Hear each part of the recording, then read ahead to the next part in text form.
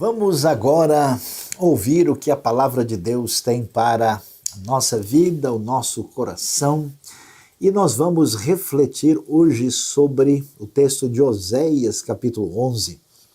E o tema muito adequado e especialmente preparado para esse dia de pensar sobre a realidade que envolve as mães, as mulheres, aquilo que nós temos da parte de Deus nas Escrituras sobre um enfoque tão significativo a respeito do assunto. Vamos falar sobre o silencioso protagonismo feminino, a mãe no plano divino.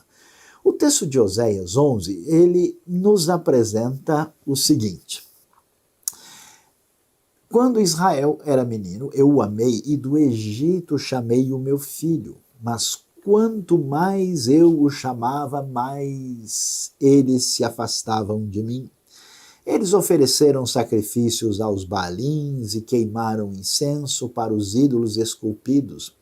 Mas fui eu quem ensinou Efraim a andar, tomando-o nos braços. Mas eles não perceberam que fui eu quem os curou. Eu os conduzi com laços de bondade humana e de amor, tirei do seu pescoço o jugo e me inclinei para alimentá-los.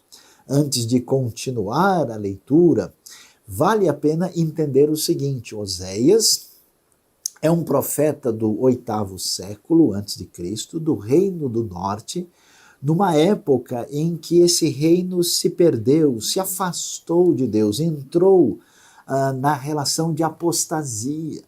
E quando isso acontece, Deus vai tratar Israel de uma maneira a romper com o povo, né? Existe até uma espécie de divórcio divino, né? De rejeitar o seu povo pela corrupção, pela decadência, e então Deus vai trazer esse povo de volta numa reconciliação, numa atitude de amor profundo, amor incondicional, amor leal. E quando Deus trata dessa atitude, é interessante ver que nós vamos observar um dos usos variados de metáforas a respeito de Deus. E aqui, pouca gente talvez preste atenção, a maneira como Deus trata com Israel é a maneira como uma mãe trata uma criança pequena. Então, observe o texto quando diz: fui eu quem ensinou Efraim a andar,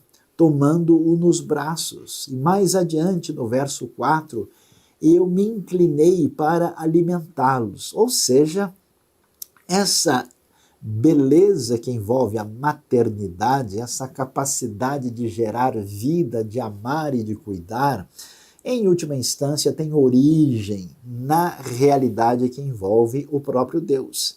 E o texto vai continuar, e nós podemos ver a força desse amor crescente que tem poder de restauração, quando Deus diz a partir do verso 5 o seguinte: acaso não voltarão ao Egito e a Síria não os dominará? Porque eles se recusaram a arrepender-se?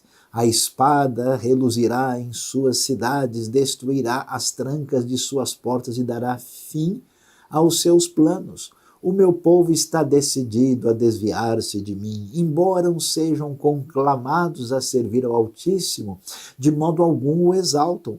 Como posso desistir de você, Efraim? Olha que amor profundo, intenso, poderoso, depois de falar de todo o juízo e da rebelião. A atitude daquela mãe que não desiste do seu filho. Vamos falar a verdade, né? Você sabe muito bem que o filho, a filha pode ser a criatura mais estranha desse planeta. Quando a mãe fala, a gente ouve um discurso totalmente diferente e cheio de esperança. Como posso desistir de você, Efraim? Como posso entregá-lo nas mãos de outros, Israel? Como posso tratá-los como tratei Adimá? Como posso fazer com você o que fiz com Zeboim? Adimá e Zeboim, cidades menores em torno de Sodoma e Gomorra, que foram destruídos conforme o julgamento que cai registrado em Gênesis capítulo 19. Olhe só, preste atenção na descrição bíblica, o meu coração está enternecido, despertou-se toda a minha compaixão. Essa palavra, esse termo, essa maneira de descrever, estar enternecido com paixão, a gente sabe que no termo hebraico até a palavra usada para se referir a esse tipo de atitude tem a sua origem naquilo que é a palavra útero em hebraico, para a gente ver essa conexão entre a maternidade e a realidade do agir divino. E assim o texto vai prosseguir e vai terminar aí esse início do capítulo 11 de Oséias.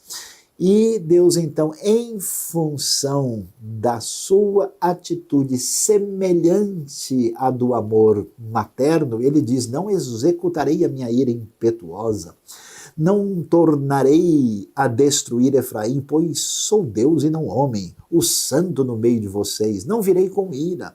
Eles seguirão o Senhor, ele rugirá como leão, quando ele rugir, os seus filhos virão tremendo desde o ocidente, virão voando do Egito como aves, da Síria como pombas, eu os estabelecerei em seus lares, palavra do Senhor. Esse cuidado que não desiste, esse amor profundo, esse amor enternecido é a segurança da restauração, da bênção que haveria de atingir o povo no momento da sua restauração futura. Agora, ouvindo tudo isso, a gente começa a pensar, peraí, que história é essa?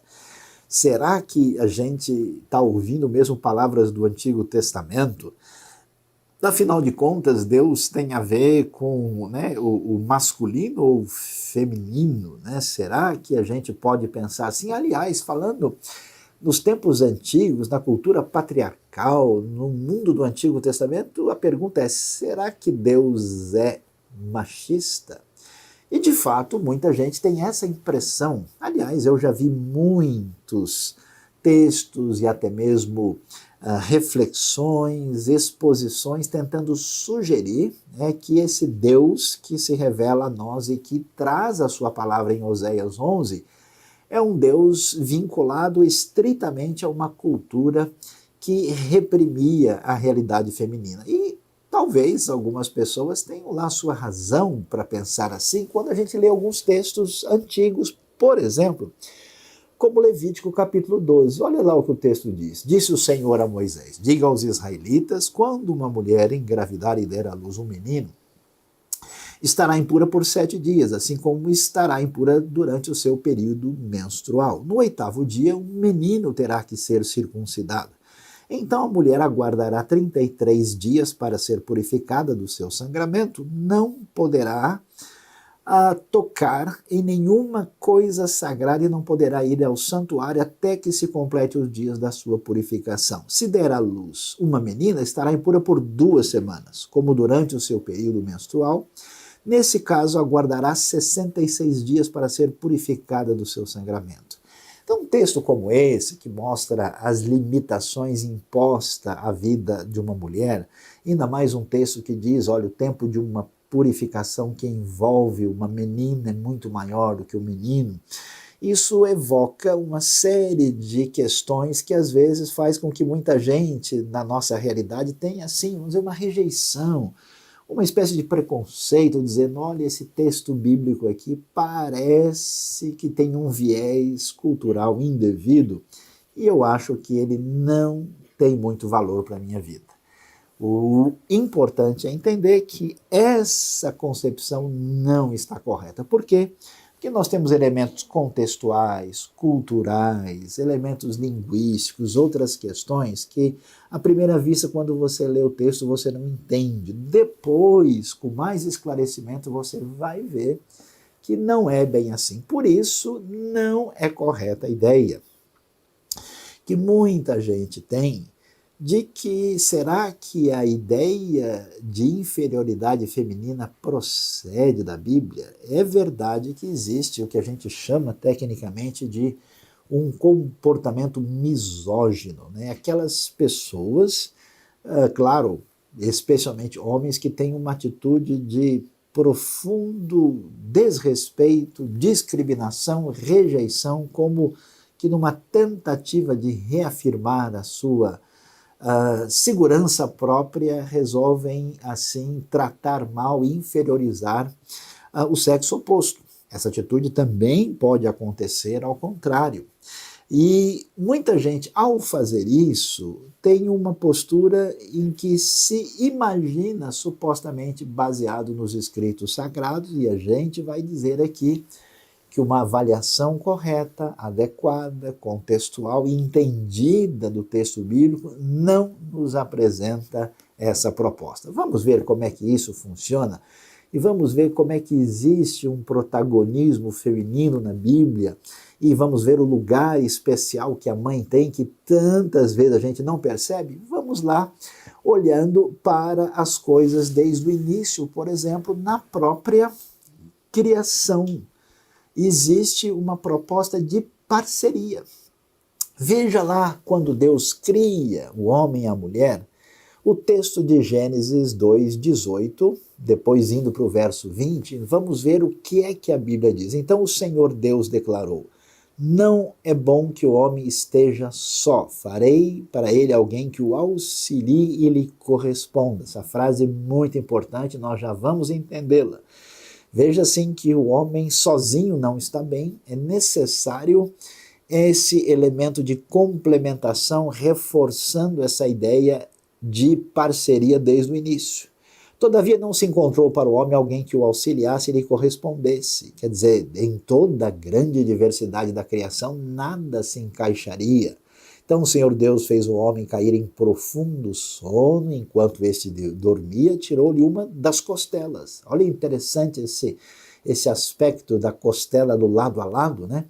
Mostrando que Deus enfatiza essa complementariedade aqui e fechou o lugar com carne. Com a costela que havia tirado do homem, o Senhor Deus fez uma mulher e levou até ele. Então disse o homem: esta sim é osso dos meus ossos e carne da minha carne. A ênfase é em parceria, em união, em unidade do primeiro casal. Ela será chamada mulher, porque do homem foi tirada, por essa razão o homem deixará pai e mãe, e se unirá à sua mulher, e os dois se tornarão uma só carne. Essa expressão hebraica é muito importante. Você vai aprender hebraico comigo hoje. Vamos lá dizer, ó, Ezer Kenegdo. De novo, mais uma vez, Ezer Kenegdo.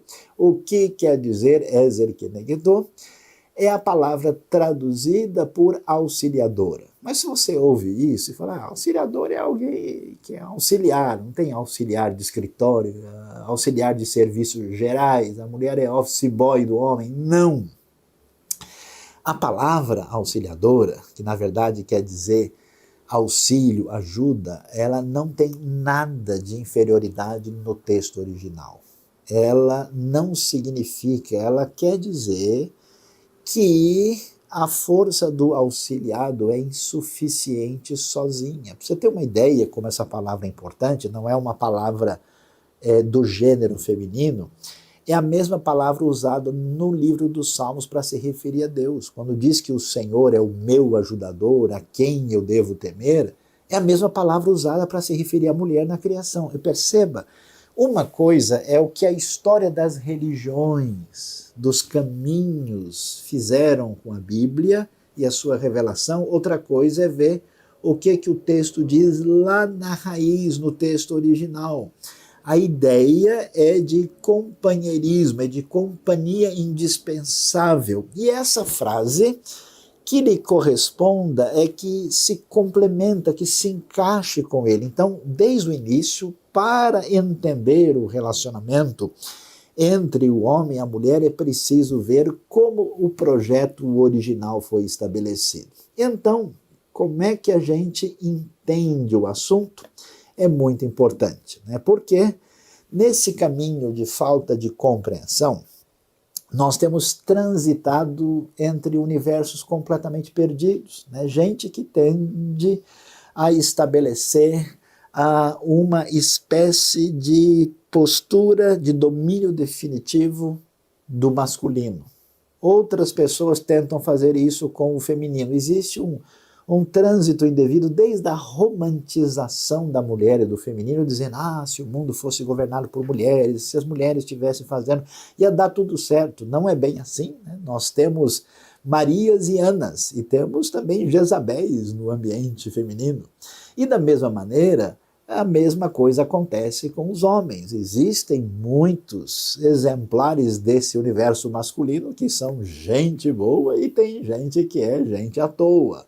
Portanto, nem romantização, nem discriminação, não é este o caminho da Bíblia.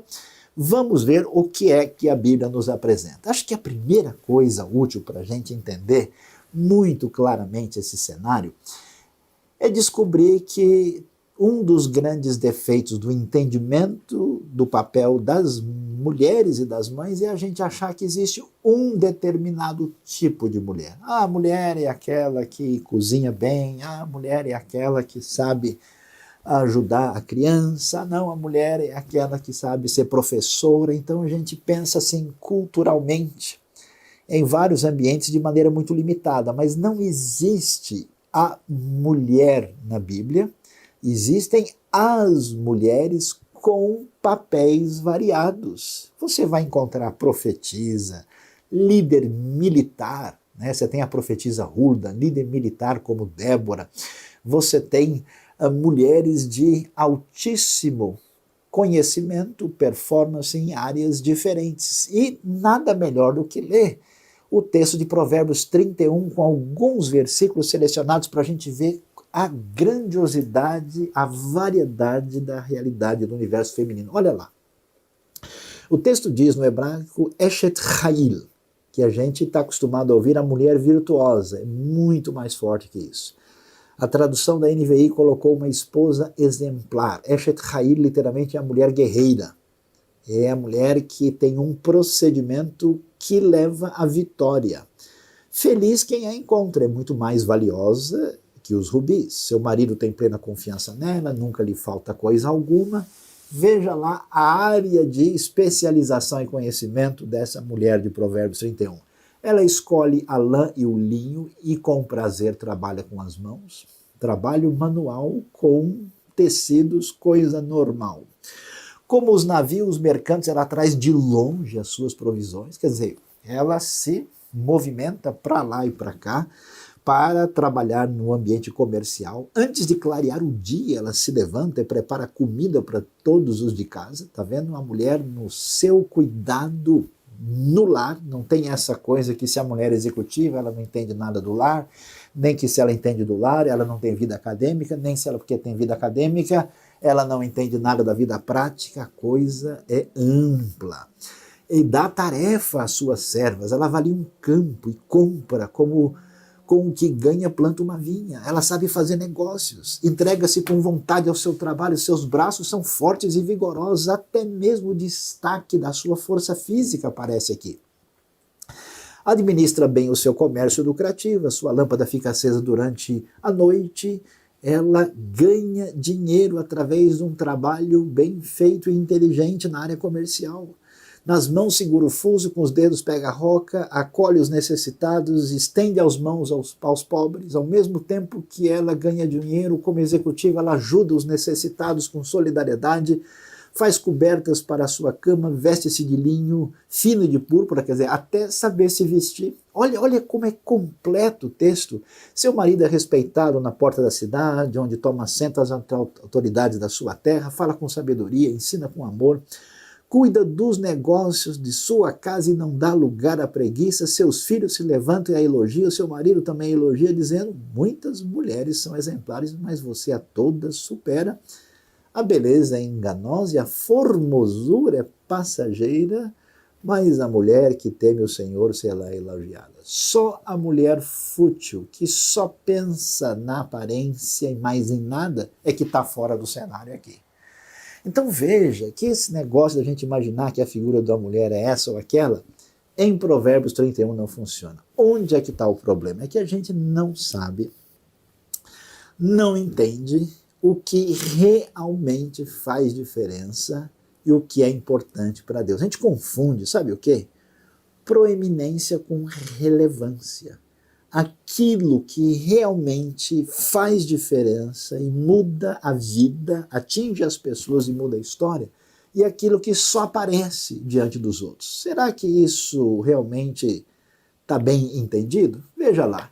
Quero apresentar para vocês aqui o seu Mehmet, conhecido como o homem mais narigudo dos tempos recentes. Foi aí devidamente condecorado no Guinness Book como um nariz de quase 9 centímetros. E só para a gente não perder, né, a compreensão, veja que um nariz muito grande, ele pode ter proeminência, mas nem sempre tem relevância, né? Se você tiver que machucar o nariz ou o coração e o pulmão, você vê que o coração e o pulmão não aparecem, mas eles são vitais. Se a pessoa tem um machucado no nariz, é diferente de ter um machucado no fígado. Nem tudo que aparece externamente tem valor.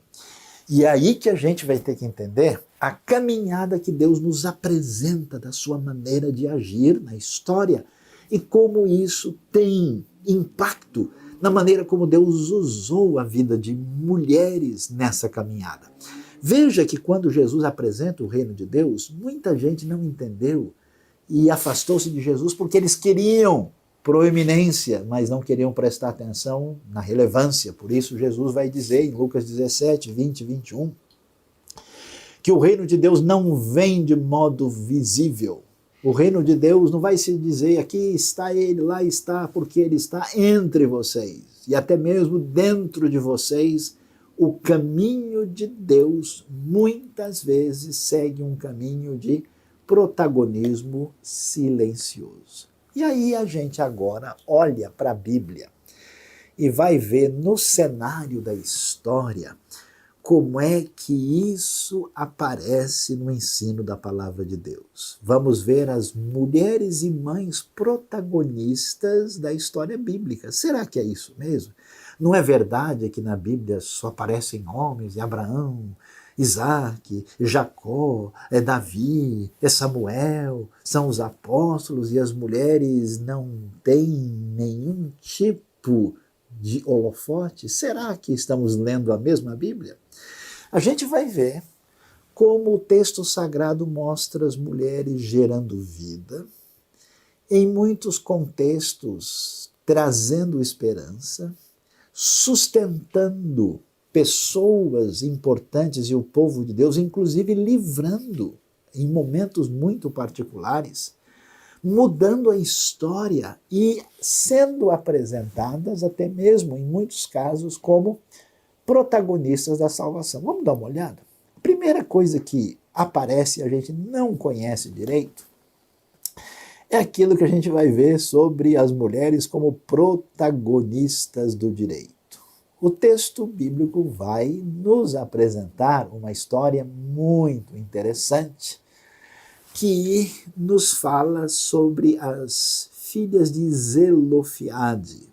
Aproximaram-se as filhas de Zelofeade, filho de Éber, neto de Gileade, bisneto de Maquir, trineto de Manassés, pertencia aos clãs de Manassés, filho de José. Os nomes das suas filhas eram Maolá, Noa, Ogla, Milca e Tirza. Elas se prostraram à entrada da tenda do encontro, diante de Moisés, o sacerdote Eleazar, das líderes de toda a comunidade, e disseram: nosso pai morreu no deserto. Ele não estava entre os seguidores de Corá que se ajuntaram contra o Senhor, mas morreu por causa do seu próprio pecado e não deixou filhos. Por quê? O nome do nosso pai deveria desaparecer do seu clã por não ter tido um filho. Dê-nos propriedade entre os parentes do nosso pai. Moisés levou o caso perante o Senhor, e o Senhor lhe disse: as filhas de Zelofeade têm razão. Você lhes dará propriedade como herança entre os parentes do pai delas e lhes passará a herança do pai. Ou seja, nesse ambiente antigo, da época mosaica, o povo vindo pelo deserto, indo na direção da terra de Canaã, surge uma situação em que não estava previsto em lei a realidade de como é que ficava a transferência da herança da propriedade quando nós tínhamos um caso de uma família que não tinha descendente masculino que tinha as prerrogativas jurídicas da época. O que acontece? As filhas desse Zelofeade que morreu foram falar com Moisés. E é interessante, quem poderia imaginar? Elas desrespeitaram o líder maior, elas provocaram o que Deus desejava. Não. O texto é muito claro em dizer que Moisés ouviu o pedido delas, levou o pedido diante do Senhor, e a resposta de Deus foi: elas têm razão. Você vê uma mudança legal, um caminho de redirecionamento do direito a partir de mulheres que tomaram a atitude à dianteira para agir com justiça e equidade no seu tempo. Então, veja que coisa interessante, talvez você nunca nem tenha ouvido falar das filhas de Zelofeade. Uma outra história que aparece também no Pentateuco, desta vez no livro de Gênesis, é muito interessante essa história, porque nós temos ali o caso, a gente nunca percebe isso, você reparou bem, né? Que aquilo que Deus vai fazer na história, seja de maneira acertada ou não acertada, muitas vezes acontece por meio de um protagonismo feminino silencioso. Deus prometeu bênção a Abraão, e quando Abraão está lá sem saber o que fazer, ele e Sara não estão crendo que a coisa vai funcionar. Aí a Bíblia vai dizer em 2 momentos: Abraão, por que você ouviu Sara? E no outro momento diz: não temas em ouvir Sara, a sua mulher. Tem hora que ela tem razão, tem hora que ela não tem razão. Mas tudo o que aconteceu com Agar foi ocasionado pela ação protagonista de Sara. Ela disse: olha, como esse negócio está demorando, vamos resolver assim? E ela então vai, e a gente imagina, puxa, nesse cenário em que as coisas se perdem, aparece uma mulher que é escrava, que é egípcia, que entra no meio do casal, surge um filho indesejado, essas confusões das histórias femininas de Êxodo 20, mas olha só como a coisa acontece. Deus ouviu o choro do menino e o anjo de Deus do céu chamou Agar e lhe disse: o que a aflige, Agar? Não tenha medo. Deus ouviu o menino chorar, lá onde você o deixou, levante o menino e tome-o pela mão, porque dele farei um grande povo. Então Deus lhe abriu os olhos e ela viu uma fonte, foi até lá, encheu de água a vasilha e deu de beber ao menino. O texto focaliza a mulher como protagonista, a mãe como protagonista da história das nações. Agar vai ter muitos descendentes a partir do pequeno Ismael. Toda a tradição predominante no Oriente Médio, mãe de todos os povos árabes, uma grandiosidade que vai ter um papel importante na história humana e na história da redenção, se dá a partir dos caminhos doloridos e difíceis de uma mulher que é alcançada e abençoada por Deus. E muito interessante ver isso, até porque Agar é a primeira pessoa que experimenta uma manifestação teofânica do anjo do Senhor. Teria eu visto aquele que me vê? Que coisa impressionante! E esse protagonismo não para por aí. A gente vai ver na história impressionante que o texto bíblico faz questão de mostrar em Êxodo capítulo 2. Se você olhar bem a história e prestar atenção, ali você tem a família da mãe de Moisés, que é Joquebede. Mas quando o texto conta a história, enquanto parece que só os homens são protagonistas da visibilidade, o texto não menciona nada do marido de Joquebede. O texto não menciona nada sobre o irmão de Moisés, que é 3 anos mais velho do que ele, que é o Arão. Quem aparece no cenário são, intencionalmente pelo texto, somente as figuras femininas.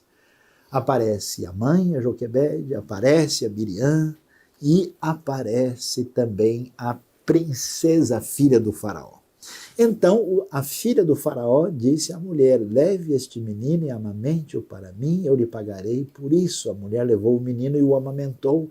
Tendo o menino crescido, ela o levou à filha do faraó, que adotou e lhe deu o nome de Moisés, dizendo: porque eu o tirei das águas.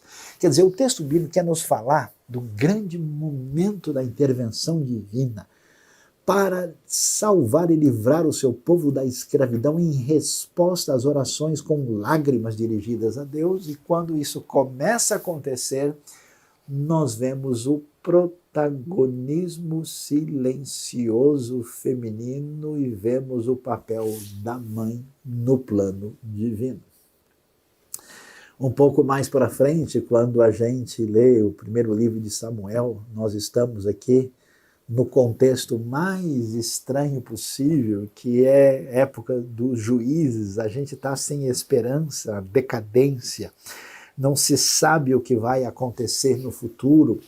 E o que a gente tem? Uma história de maternidade. É Ana chorando porque não pode ter um filho.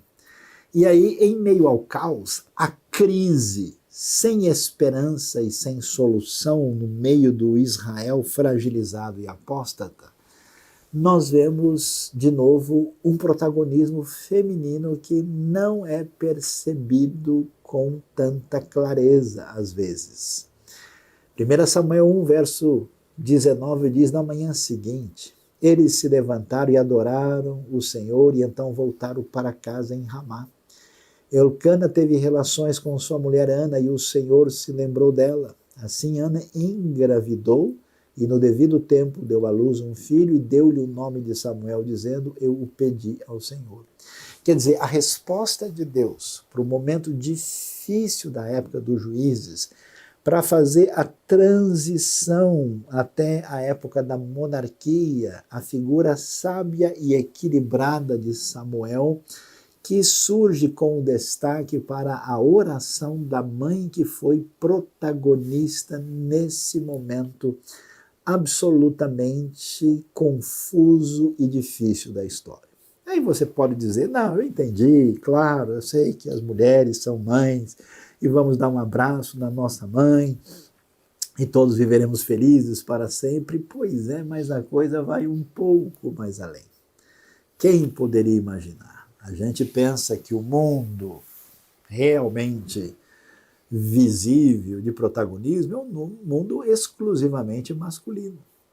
Quando você estuda com atenção a história de Jesus, um dos grandes problemas que Jesus enfrenta com os religiosos do seu tempo é exatamente o fato de que Jesus tem discípulas. Você vai ver como o Novo Testamento dá uma atenção. Olha a genealogia de Mateus com 5 mulheres relacionadas. Leia o Evangelho de Lucas e veja como as mulheres têm uma proximidade muito profunda com a pessoa de Jesus. Vemos como Jesus tem uma amizade com gente como Marta e Maria e também com o irmão delas, Lázaro, né? Jesus é muito diferente dos religiosos que estão à sua volta, e uma das diferenças é como ele trata as mulheres. E quem poderia dizer? Jesus não só tem discípulos, mas tem discípulas que são investidoras no seu ministério. Olha só Lucas capítulo 8, Joana, mulher de Cusa, administrador da casa de Herodes. Quer dizer, essa Joana era casada com um sujeito politicamente muito importante e de protagonismo na ocasião. Susana e muitas outras, essas mulheres ajudavam a sustentá-los com os seus bens. Essas mulheres são mencionadas juntamente com Maria Madalena em Lucas 8, que viviam numa cidade que era chamada Magdala, que era uma cidade que tinha tido um enriquecimento em função das suas condições econômicas, e essa gente que tinha recurso, veja só, investia no ministério de Jesus. Como é que Jesus comia? Comia com os discípulos, como é que se pagavam as despesas, como é que a coisa funcionava na prática. A gente não presta atenção nisso e a gente vê mulheres protagonistas do investimento, sabendo lidar e doar recursos entre prosperidade e solidariedade, fazendo diferença no ministério de Jesus. Agora, a coisa se torna mais extraordinária quando a gente vai um pouquinho mais para frente e a gente descobre o papel das mulheres num protagonismo mais significativo, que é o da salvação. Pense bem, Deus prometeu trazer salvação ao mundo. Deus prometeu ser aquele que viria para fazer toda a diferença no projeto da redenção. Mas ele poderia ter feito isso de tantas maneiras.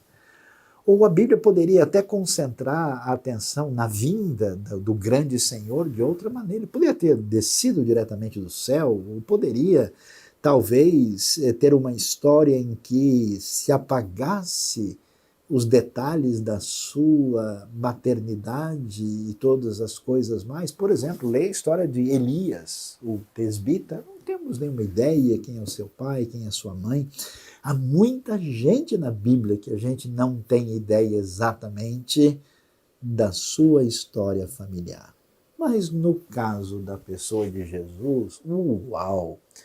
Como isso é importante. Não só isso é descrito com detalhes, não só isso faz parte do grande projeto de Deus, que envolve o nascimento por meio de uma mãe muito especial, e a maneira como isso acontece é absolutamente extraordinária. Diz o texto o seguinte: mas o anjo lhe disse, não tenha medo, Maria. Você foi agraciada por Deus, vai dizer o Evangelho de Lucas. Você ficará grávida e dará à luz um filho. E lhe porá o nome de Jesus. Ele será grande, será chamado Filho do Altíssimo. O Senhor Deus lhe dará o trono do seu pai Davi, a aliança davídica prometida, a chegada do Messias. E ele reinará para sempre sobre o povo de Jacó, seu reino jamais terá fim. Perguntou Maria ao anjo, como acontecerá isso se sou virgem? O anjo respondeu, o Espírito Santo virá sobre você e o poder do Altíssimo a cobrirá. E com a sua sombra, assim aquele que há de nascer será chamado Santo, Filho de Deus. Respondeu Maria, sou serva do Senhor, que aconteça comigo conforme a tua palavra.